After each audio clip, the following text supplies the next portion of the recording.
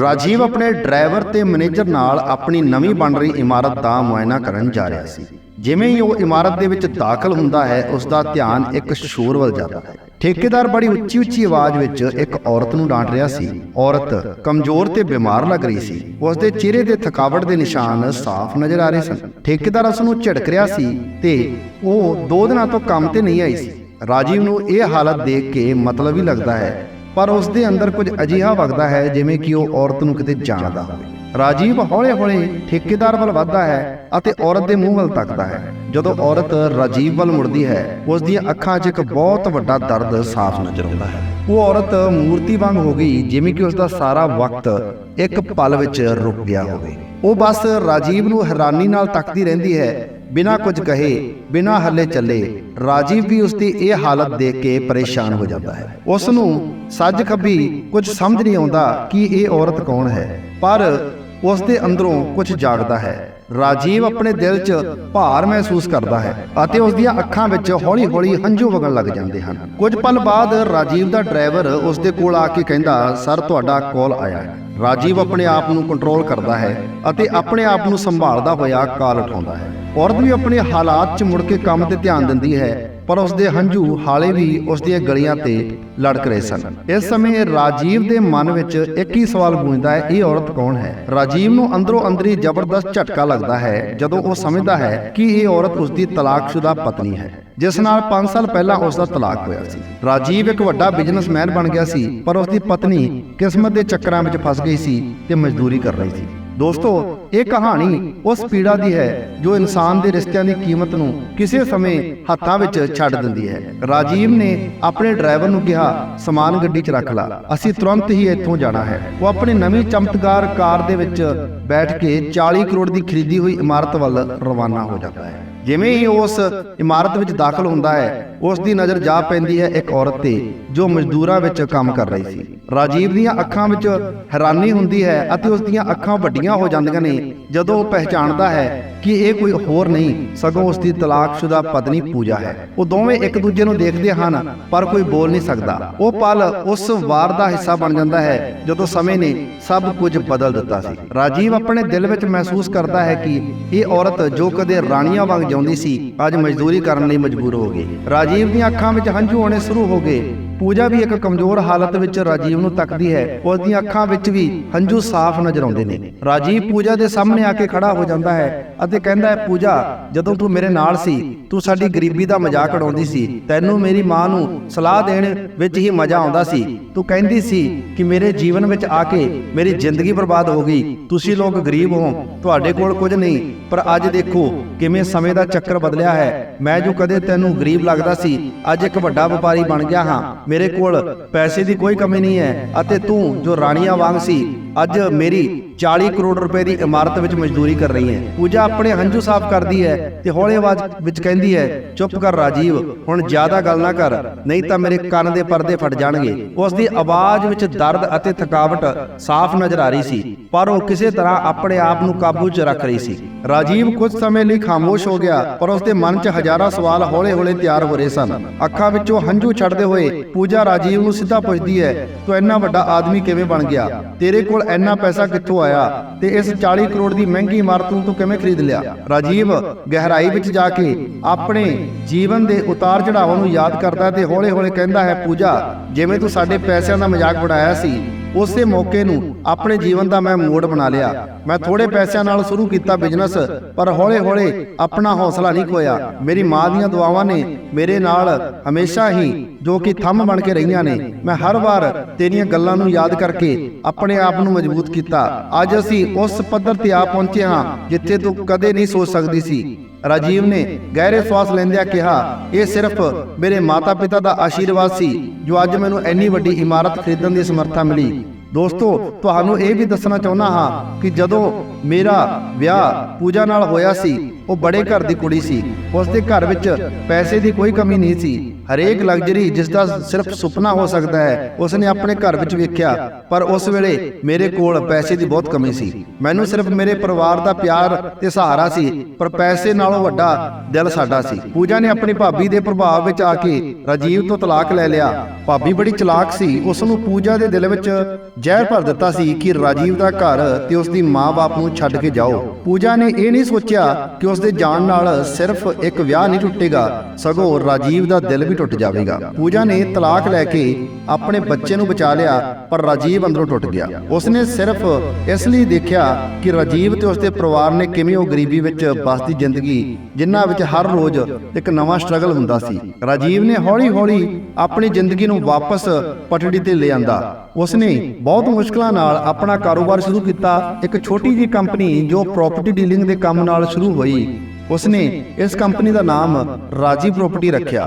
ਸ਼ੁਰੂ 'ਚ ਸਭ ਕੁਝ ਹੌਲੀ-ਹੌਲੀ ਚੱਲ ਰਿਹਾ ਸੀ, ਪਰ ਰਾਜੀਵ ਨੇ ਆਪਣੇ ਕੰਮ ਨੂੰ ਹਿੰਮਤ ਨਾਲ ਜਾਰੀ ਰੱਖਿਆ। ਉਸ ਦੀ ਮਾਂ ਦੀਆਂ ਦੁਆਵਾਂ ਸਦਾਈ ਉਸ ਦੇ ਨਾਲ ਰਹੀਆਂ ਅਤੇ ਰਾਜੀਵ ਨੂੰ ਹੌਸਲਾ ਦਿੰਦੀਆਂ ਰਹੀਆਂ।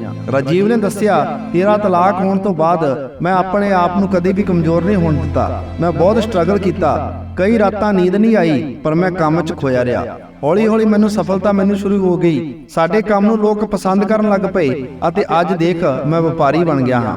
ਮੇਰੇ ਕੋਲ ਪੈਸੇ ਦੀ ਕੋਈ ਕਮੀ ਨਹੀਂ ਹੈ। ਪਰ ਪੂਜਾ, ਤੂੰ ਕਿਧਰੇ ਕਦੇ ਮੇਰੇ ਪਰਿਵਾਰ ਨੂੰ ਯਾਦ ਨਹੀਂ ਕੀਤਾ।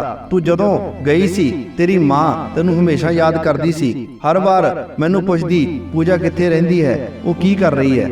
ਪਰ ਮੈਂ ਉਸ ਨੂੰ ਵਾਰ-ਵਾਰ ਇਹੀ ਦੱਸਿਆ ਕਿ ਹੁਣ ਤੂੰ ਚਲੀ ਗਈ ਹੈ।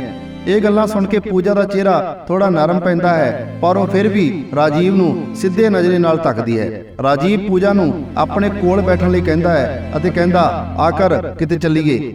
ਜਦੋਂ ਪੂਜਾ ਹੌਲੀ-ਹੌਲੀ ਰਾਜੀਵ ਦੀ ਮਹਿੰਗੀ ਕਾਰ ਵਿੱਚ ਬੈਠਦੀ ਹੈ, ਲੋਕ ਉਹਨਾਂ ਨੂੰ ਤੱਕਦੇ ਹਨ। ਸਾਰੇ ਲੋਕ ਹੈਰਾਨ ਰਹਿ ਜਾਂਦੇ ਨੇ ਕਿ ਕਿਵੇਂ ਇੱਕ ਕਰੋੜਪਤੀ ਵਪਾਰੀ ਨੇ ਇੱਕ ਮਜ਼ਦੂਰ ਔਰਤ ਨੂੰ ਆਪਣੇ ਕੋਲ ਬਿਠਾ ਲਿਆ ਹੈ। ਰਾਜੀਵ ਸਟੀਅਰਿੰਗ ਸੀਟ ਤੇ ਬੈਠ ਕੇ ਪੂਜਾ ਨੂੰ ਤੱਕਦਾ ਹੈ। ਉਸ ਦੇ ਦਿਲ ਵਿੱਚ ਹਜ਼ਾਰਾਂ ਵਿਚਾਰ ਘੁੰਮ ਰਹੇ ਹੁੰਦੇ ਨੇ। ਜਦੋਂ ਰਾਜੀਵ ਅਤੇ ਪੂਜਾ ਲਖਨਊ ਦੇ 5 ਤਾਰਾ ਹੋਟਲ ਵਿੱਚ ਪਹੁੰਚੇ, ਰਾਜੀਵ ਨੇ ਇੱਕ ਟੇਬਲ ਬੁੱਕ ਕਰਵਾਈ। ਹਰ ਪਾਸੇ ਇੱਕ ਲక్ష్ਮੀਨੁਮਾ ਮਹਿਸਤਾਮਕ ਮਾਹੌਲ ਸੀ। ਜਦੋਂ ਉਹ ਬੈਠੇ, ਇੱਕ ਵੇਟਰ ਸਿੱਧਾ ਆ ਕੇ ਖੜਾ ਹੋਇਆ ਅਤੇ ਬੇਸਬਰੀ ਨਾਲ ਪੁੱਛਿਆ, ਸਰ ਤੁਸੀਂ ਕੀ ਖਾਣਾ ਪਸੰਦ ਕਰੋਗੇ। ਰਾਜੀਵ ਦੇ ਚਿਹਰੇ ਤੇ ਥੋੜੀ ਠਹਿਣੀ ਸੀ, ਪਰ ਉਸ ਦੀ ਅੰਦਰਲੀ ਹਾਲਤ ਤੂਫਾਨੀ ਸੀ। ਉਹ ਪੂਜਾ ਵੱਲ ਮੁੜਿਆ ਅਤੇ ਨਰਮੀ ਨਾਲ ਪੁੱਛਿਆ, ਤੂੰ ਆਪਣੇ ਪਸੰਦੀਦਾ ਆਈਸਕ੍ਰੀਮ ਮੰਗਵਾਉਣੀ ਹੈ ਜਾਂ ਕੁਝ ਹੋਰ। ਪੂਜਾ ਸਿਰਫ ਚੁੱਪਚਾਪ ਬੈਠ ਗਈ। ਉਸ ਦੇ ਚਿਹਰੇ ਤੇ ਗੰਭੀਰਤਾ ਸੀ। ਉਸਨੇ ਹੌਲਾ-ਹੌਲਾ ਹੰਝੂ ਅੱਖਾਂ ਵਿੱਚ ਕੈਦ ਸਨ, ਜਿਵੇਂ ਉਹ ਸਮੁੰਦਰ ਦੇ ਤੂਫਾਨਾਂ ਦੀ ਧੜਕਣ ਹੁੰਦੀ ਹੈ। ਇਹ ਵੇਖ ਕੇ ਰਾਜੀਵ ਸਮਝ ਗਿਆ ਕਿ ਪੂਜਾ ਅੰਦਰੋਂ ਬਹੁਤ ਦੁਖੀ ਹੈ। ਰਾਜੀਵ ਨੇ ਫਿਰ ਵੇਟਰ ਨੂੰ ਆਰਡਰ ਦਿੱਤਾ, ਤੂੰ ਚਾਹ ਅਤੇ ਕੁਝ ਛੋਟੇ-ਮੋਟੇ ਸਨੈਕਸ ਲਿਆ। ਜਦ ਵੇਟਰ ਚਲਾ ਗਿਆ ਤਾਂ ਰਾਜੀਵ ਨੇ ਪੂਜਾ ਵੱਲ ਮੋੜ ਕੇ ਤੱਕਿਆ। ਦੋਵੇਂ ਅੱਖਾਂ ਵਿੱਚ ਬਾਹਮਣੀ ਸਮਝਦਾਰੀ ਦਾ ਇੱਕ ਪੁਰਾਣਾ ਰਿਸ਼ਤਾ ਫਿਰ ਜਿੰਦਾ ਹੋ ਗਿਆ। ਅੱਖਾਂ ਵਿੱਚ ਹੰਝੂ ਡਿੱਗਣ ਲੱਗ ਪਏ। ਸਾਲਾਂ ਦੇ ਵਿਛੜੇ ਮਾਰਮਿਕ ਪਲ ਉਸ ਟੇਬਲ ਤੇ ਬੈਠ ਕੇ ਜਵਾਬ ਮੰਗ ਰਹੇ ਸਨ। ਰਾਜੀਵ ਨੇ ਹੌਲੀ-ਹੌਲੀ ਆਪਣੀ ਹਿੰਮਤ ਜੁਟਾਈ ਅਤੇ ਕਿਹਾ, ਪੂਜਾ ਤੂੰ ਤਾਂ ਵੱਡੇ ਘਰ ਦੀ ਕੁੜੀ ਸੀ। ਤੇਰੀ ਜ਼ਿੰਦਗੀ ਵਿੱਚ ਕਦੇ ਵੀ ਪੈਸੇ ਦੀ ਤੰਗੀ ਨਹੀਂ ਸੀ, ਪਰ ਤੂੰ ਫਿਰ ਵੀ 100-400 ਰੁਪਏ ਦਾ ਕੰਮ ਕਿਉਂ ਕਰ ਰਹੀ ਹੈ। ਜਦੋਂ ਤੈਨੂੰ ਤਲਾਕ ਹੋਇਆ ਮੈਂ ਤੈਨੂੰ 50 ਲੱਖ ਰੁਪਏ ਦਿੱਤੇ ਸਨ। ਜੇਕਰ ਤੂੰ ਉਹਨਾਂ ਦੀ FD ਬਣਾ ਕੇ ਬੈਂਕ ਵਿੱਚ ਰੱਖ ਲੈਂਦੀ ਤਾਂ ਜ਼ਿੰਦਗੀ ਬਹੁਤ ਆਸਾਨ ਹੋ ਸਕਦੀ ਸੀ। ਪਰ ਹੁਣ ਕੀ ਹੋਇਆ। ਪੂਜਾ ਦੀ ਅੱਖਾਂ ਵਿੱਚ ਪਛਤਾਵੇ ਦੀ ਕਹਾਣੀ ਜੰਮ ਗਈ। ਉਹ ਹੌਲੀ ਜਿਹੇ ਸ਼ਬਦਾਂ ਵਿੱਚ ਬੋਲਦੀ ਹੈ, ਜੋ ਪੈਸੇ ਤੂੰ ਮੈਨੂੰ ਦਿੱਤੇ ਸਨ ਉਹ ਮੇਰੀ ਭਰਜਾਈ ਨੇ ਮੈਨੂੰ ਧੋਖਾ ਦੇ ਕੇ ਖੋਲੇ। ਅਤੇ ਉਹ ਕਹਿੰਦੀ, ਜੋ ਔਰਤ ਆਪਣੇ ਪਤੀ ਦੀ ਨਹੀਂ ਹੋ ਸਕੀ ਉਹਦਾ ਸਾਡਾ ਕੀ ਭਲਾ। ਫਿਰ ਮੈਨੂੰ ਘਰੋਂ ਧੱਕੇ ਮਾਰ ਕੇ ਕੱਢ ਦਿੱਤਾ ਗਿਆ।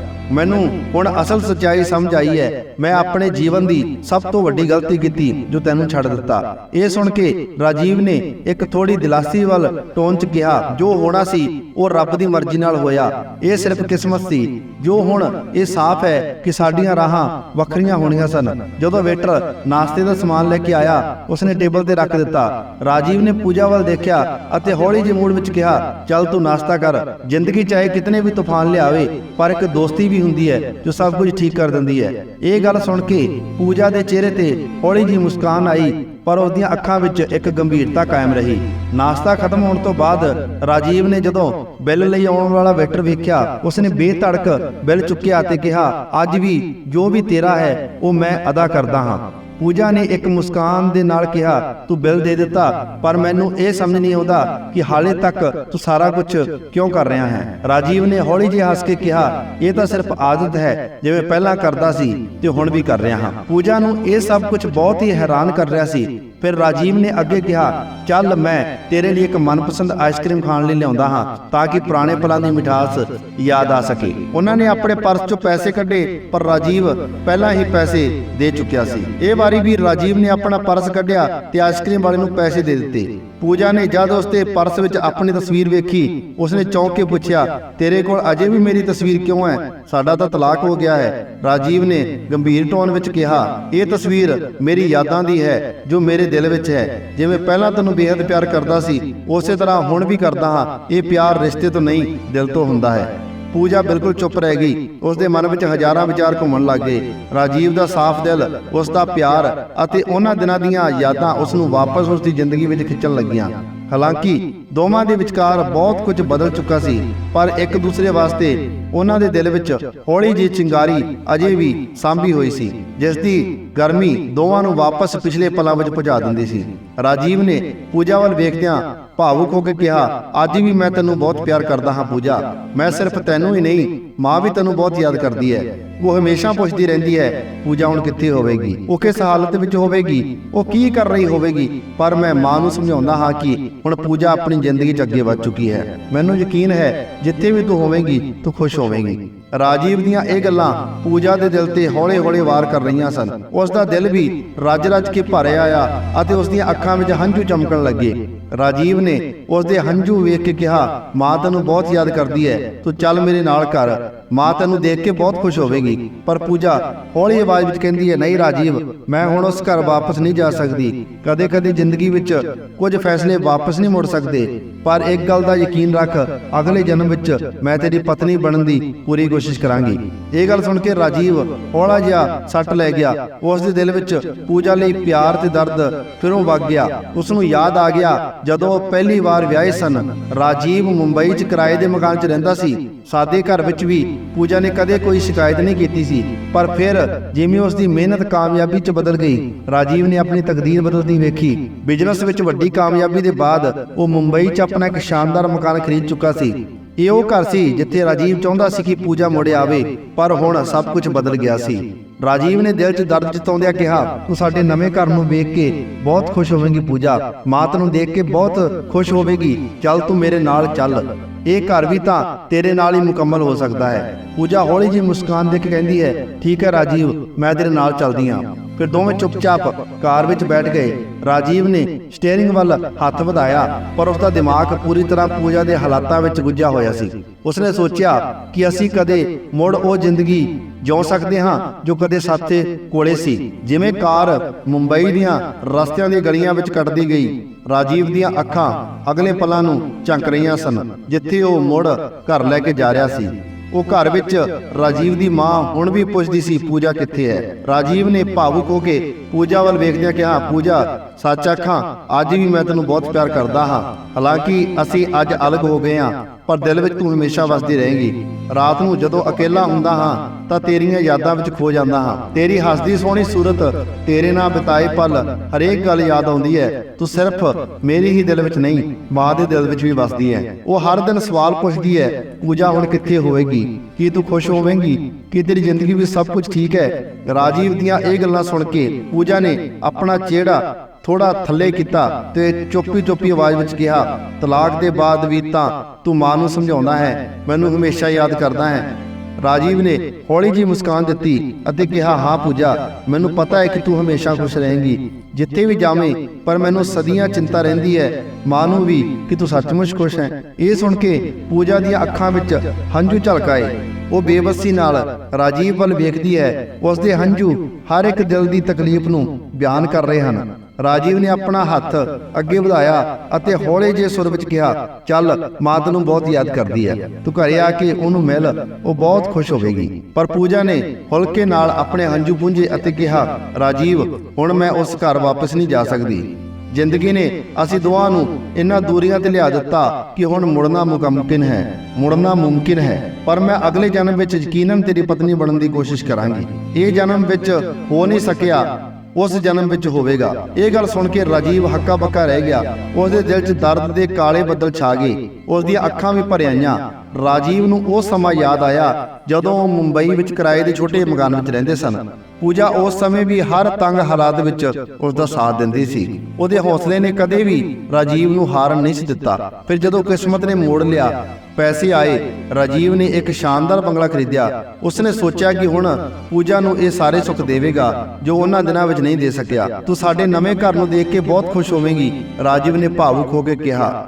ਮਾਂ ਵੀ ਬਹੁਤ ਖੁਸ਼ ਹੋਵੇਗੀ ਤੈਨੂੰ ਦੇਖ ਕੇ। ਮੈਂ ਹਮੇਸ਼ਾ ਚਾਹਿਆ ਸੀ ਕਿ ਇਹ ਸਾਡੇ ਤੁਹਾਡੇ ਨਾਲ ਹੋਵੇ, ਪਰ ਹੁਣ ਤੂੰ ਚੱਲਣਾ ਚਾਹੁੰਦੀ ਹੈ। ਘਰ ਬਿਨਾ, ਤੇਰੇ ਬਿਨਾ ਸੁੰਨਾ ਸੁੰਨਾ ਜਿਹਾ ਲੱਗਦਾ ਹੈ। ਪੂਜਾ ਹੌਲੀ ਜਿਹੀ ਮੁਸਕਾਨ ਦੇ ਕੇ ਕਹਿੰਦੀ ਹੈ, ਠੀਕ ਹੈ ਰਾਜੀਵ, ਮੈਂ ਤੇਰੇ ਨਾਲ ਆਵਾਂਗੀ, ਪਰ ਸਿਰਫ ਮਾਂ ਦੇ ਲਈ। ਫਿਰ ਦੋਵੇਂ ਕਿਸੇ ਗਹਿਰੇ ਸੰਬੰਧ ਦੀ ਚੁੱਪੀ ਵਿੱਚ ਗੱਡੀ ਵਿੱਚ ਬੈਠ ਗਏ। ਰਾਜੀਵ ਨੇ ਸਟੀਅਰਿੰਗ ਤੇ ਹੱਥ ਰੱਖਿਆ, ਪਰ ਉਸ ਦੇ ਦਿਲ ਵਿੱਚ ਪੂਜਾ ਦੀਆਂ ਗੱਲਾਂ ਦੀਆਂ ਗੂੰਜਾਂ ਚੱਲ ਰਹੀਆਂ ਸਨ।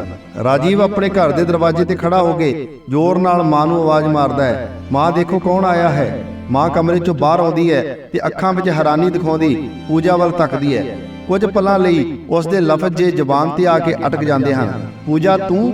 ਮਾਂ ਦੇ ਅੰਦਰ ਇੱਕ ਪੁਰਾਣੀ ਯਾਦਾਂ ਦੀ ਤੜਕ ਵਾਪਸ ਆਉਂਦੀ ਹੈ। ਉਹ ਬੇਸਖਤਾ ਪੂਜਾ ਵੱਲ ਦੌੜਦੀ ਹੁੰਦੀ ਹੈ ਅਤੇ ਉਸ ਨੂੰ ਆਪਣੇ ਗਲੇ ਨਾਲ ਲਾਉਂਦੀ ਹੈ। ਤੁਹਾਡੇ ਬਾਅਦ ਅਸੀਂ ਬਹੁਤ ਕੁਝ ਸਹਿਆ, ਪਰ ਤੇਰੇ ਬਿਨਾ ਘਰ ਸੁੰਨਾ ਹੋ ਗਿਆ ਸੀ। ਮੈਂ ਕਈ ਵਾਰ ਸੋਚਿਆ ਕਿ ਕਿਉਂਕਰ ਤੂੰ ਘਰ ਨੂੰ ਕਦੇ ਵਾਪਸ ਆਵੇਂਗੀ, ਪਰ ਸੁਣਿਆ ਸੀ ਕਿ ਤੈਨੂੰ ਹੁਣ ਨਹੀਂ ਆਉਣਾ, ਪਰ ਹੁਣ ਤੂੰ ਆ ਗਈ ਹੈ। ਪਰ ਪੂਜਾ ਜੇ ਹੁਣ ਦੇਖ ਚੁੱਕੀ ਸੀ ਕਿ ਕੁਝ ਨਹੀਂ ਬਦਲਿਆ, ਹੌਲੀ ਜੀ ਆਵਾਜ਼ ਵਿੱਚ ਕਹਿੰਦੀ, ਮਾਂ ਮੈਂ ਸਿਰਫ ਇੱਕ ਅਤੀਤ ਹੋ ਗਿਆ ਸੰਬੰਧ ਹਾਂ। ਹੁਣ ਮੈਂ ਇਸ ਘਰ ਦੀ ਨੂੰਹ ਨਹੀਂ ਹਾਂ, ਮੈਂ ਤਲਾਕਸ਼ੁਦਾ ਔਰਤ ਹਾਂ। ਮੇਰਾ ਇਸ ਘਰ ਨਾਲ ਕੋਈ ਹੱਕ ਨਹੀਂ ਹੈ। ਇਹ ਸੁਣ ਕੇ ਰਾਜੀਵ ਬਹੁਤ ਜ਼ਿਆਦਾ ਦੁਖੀ ਹੋ ਜਾਂਦਾ ਹੈ। ਉਹ ਉਸ ਦੀਆਂ ਅੱਖਾਂ ਵਿੱਚ ਡਿੱਠਾ ਦਰਦ ਨਹੀਂ ਰਹਿ ਸਕਦਾ। ਰਾਜੀਵ ਫੌਰਨ ਕਹਿੰਦਾ ਹੈ, ਪੂਜਾ ਤੂੰ ਅਗਲੇ ਜਨਮ ਵਿੱਚ ਮੇਰੀ ਪਤਨੀ ਬਣ ਜਾ ਨਾ, ਪਰ ਮੈਂ ਤੈਨੂੰ ਇਸ ਜਨਮ ਵਿੱਚ ਕਦੇ ਵੀ ਛੱਡ ਕੇ ਨਹੀਂ ਜਾਣਾਗਾ। ਤੂੰ ਇੱਥੇ ਹੀ ਰਹੇਂਗੀ, ਕਿਤੇ ਹੋਰ ਨਹੀਂ ਜਾਵੇਂਗੀ। ਤੂੰ ਸਦਾ ਲਈ ਇਸ ਘਰ ਦੀ ਪਤਨੀ ਹੋਵੇਂਗੀ ਜਿਵੇਂ ਪਹਿਲਾਂ ਸੀ। ਇਹ ਬਾਤ ਸੁਣ ਕੇ ਰਾਜੀਵ ਦੀ ਮਾਂ ਵੀ ਉਸ ਗੱਲਾਂ ਦਾ ਸਾਥ ਦਿੱਤਾ। ਹਾਂ ਪੁੱਤ, ਸਹੀ ਕਹਿੰਦਾ ਹੈ ਪੂਜਾ, ਹੁਣ ਤੈਨੂੰ ਅਸੀਂ ਕਦੇ ਵੀ ਨਹੀਂ ਜਾਣ ਦੇਵਾਂਗੇ। ਤੂੰ ਇੱਥੇ ਰਹਿਣਾ ਹੈ, ਇਹ ਘਰ ਤੇਰਾ ਹੈ। ਤੂੰ ਇੱਥੇ ਹੀ ਖਾਣਾ ਬਣਾਵੇਂਗੀ, ਇੱਥੇ ਹੀ ਜ਼ਿੰਦਗੀ ਬਿਤਾਵੇਂਗੀ। ਤੂੰ ਸਾਡੇ ਲਈ ਹਮੇਸ਼ਾ ਇਸ ਘਰ ਦੀ ਲక్ష్ਮੀ ਰਹੇਂਗੀ। ਇਹ ਗੱਲਾਂ ਪੂਜਾ ਦੇ ਦਿਲ ਵਿੱਚ ਹੌਲੀ ਹੌਲੀ ਝੰਕਾਰ ਵਜਾਉਂਦੀਆਂ ਹਨ। ਉਸਨੇ ਕਈ ਮਹੀਨਿਆਂ ਤੋਂ ਮਿਸਕੀਨ ਅਤੇ ਸਹਿਮੀ ਜ਼ਿੰਦਗੀ ਬਿਤਾਈ, ਪਰ ਰਾਜੀਵ ਦੇ ਪਿਆਰ ਤੇ ਮਾਂ ਦੇ ਸਹਾਰੇ ਨੇ ਉਸ ਦੇ ਦਿਲ ਨੂੰ ਫਿਰ ਜੀਣ ਦੀ ਆਸ ਦੇ ਦਿੱਤੀ। ਉਹ ਮੰਨ ਜਾਂਦੀ ਹੈ। ਹੌਲੇ ਹੌਲੇ ਪੂਜਾ ਉਸ ਘਰ ਵਿੱਚ ਦੁਬਾਰਾ ਰਹਿਣ ਲੱਗ ਜਾਂਦੀ ਹੈ, ਪਰ ਹੁਣ ਇੱਕ ਹੋਰ ਪੱਖ ਨਾਲ ਇਹ ਸਮਝ ਲਿਆ ਸੀ ਕਿ ਉਹ ਰਾਜੀਵ ਦੀ ਪਤਨੀ ਵਾਂਗ ਰਹੇਗੀ, ਪਰ ਇਸ ਵਾਰ ਇੱਕ ਮਜ਼ਬੂਤ ਪੱਥਰ ਵਾਂਗ ਜੋ ਬਦਲੀਆਂ ਹਾਲਾਤਾਂ ਵਿੱਚ ਵੀ ਟਿਕਿਆ ਰਹਿੰਦਾ ਹੈ। ਰਾਜੀਵ ਨੂੰ ਵੀ ਪੂਰੀ ਤਰ੍ਹਾਂ ਪਤਾ ਸੀ ਕਿ ਲੋਕ ਕੀ ਸੋਚਦੇ ਹੋਣਗੇ, ਕਿਉਂਕਿ ਪੂਜਾ ਦਾ ਤਲਾਕ ਹੋ ਚੁੱਕਿਆ ਸੀ। ਰਾਜੀਵ ਨੂੰ ਵੀ ਪਤਾ ਸੀ ਕਿ ਉਹ ਪਿੰਡ ਦੇ ਲੋਕ ਕਦੇ ਵੀ ਇਸ ਗੱਲ ਨੂੰ ਨਹੀਂ ਸਮਝਣਗੇ, ਪਰ ਉਸਨੇ ਸ਼ਹਿਰ 'ਚ ਆਪਣੀ ਜ਼ਿੰਦਗੀ ਦੀ ਸ਼ੁਰੂਆਤ ਕੀਤੀ ਸੀ, ਜਿੱਥੇ ਕੋਈ ਉਸ ਦਾ ਪੁਰਾਣਾ ਪਿਛੋਕੜ ਨਹੀਂ ਜਾਣਦਾ ਸੀ, ਕਿਉਂਕਿ ਲੋਕਾਂ ਨੂੰ ਇਹ ਪਤਾ ਨਹੀਂ ਸੀ ਕਿ ਉਹਨਾਂ ਦਾ ਤਲਾਕ ਹੋਇਆ ਹੈ ਜਾਂ ਨਹੀਂ। ਪੂਜਾ ਨੇ ਰਾਜੀਵ ਦੇ ਨਾਲ ਇੱਕ ਨਵੀਂ ਪਤਨੀ ਵਾਂਗ ਰਹਿਣਾ ਸ਼ੁਰੂ ਕਰ ਦਿੱਤਾ। ਇਹ ਕਹਾਣੀ ਸਾਡੇ ਸਭ ਲਈ ਇੱਕ ਸਬਕ ਹੈ। ਕਦੇ ਵੀ ਕਿਸੇ ਦੇ ਬਾਰੇ ਧੜੱਲੇ ਨਾਲ ਫੈਸਲੇ ਨਹੀਂ ਕਰਨੇ ਚਾਹੀਦੇ। ਪੂਜਾ ਨੇ ਭਰਜਾਈ ਦੀਆਂ ਗੱਲਾਂ ਵਿੱਚ ਆ ਕੇ ਰਾਜੀਵ ਨੂੰ ਛੱਡਣ ਦੀ ਗਲਤੀ ਕੀਤੀ ਸੀ। ਉਹਨਾਂ ਨੇ ਰਾਜੀਵ ਦੀ ਗਰੀਬੀ ਦਾ ਮਜ਼ਾਕ ਉਡਾਇਆ ਸੀ। ਉਹਨਾਂ ਦੀਆਂ ਹਾਲਾਤਾਂ ਤੇ ਉਹਨਾਂ ਨੇ ਹੰਸੀ ਮਜ਼ਾਕ ਬਣਾਇਆ, ਪਰ ਜ਼ਿੰਦਗੀ ਬਦਲਦੀ ਰਹਿੰਦੀ ਹੈ। ਰਾਜੀਵ ਨੂੰ ਉਸ ਦੀ ਸੱਚੀ ਮਿਹਨਤ ਅਤੇ ਪਿਆਰ ਨੇ ਇੱਕ ਅਜਿਹਾ ਮੌਕਾ ਦੇ ਦਿੱਤਾ ਕਿ ਉਸ ਦੀ ਪਤਨੀ ਦੁਬਾਰਾ ਉਸ ਦੇ ਨਾਲ ਆ ਕੇ ਰਹਿ ਸਕੀ। ਸੋ ਦੋਸਤੋ, ਤੁਹਾਨੂੰ ਸਾਡੀ ਇਹ ਕਹਾਣੀ ਕਿੱਦਾਂ ਲੱਗੀ ਕਮੈਂਟ ਕਰਕੇ ਜਰੂਰ ਦੱਸਿਓ ਤੇ ਇਸ ਵੀਡੀਓ ਨੂੰ ਜ਼ਿਆਦਾ ਤੋਂ ਜ਼ਿਆਦਾ ਸ਼ੇਅਰ ਵੀ ਕਰੋ। ਸੋ ਮਿਲਦੇ ਹਾਂ ਕਿਸੇ ਨਵੀਂ ਕਹਾਣੀ ਦੇ ਨਾਲ। ਤਦ ਤੱਕ ਧੰਨਵਾਦ।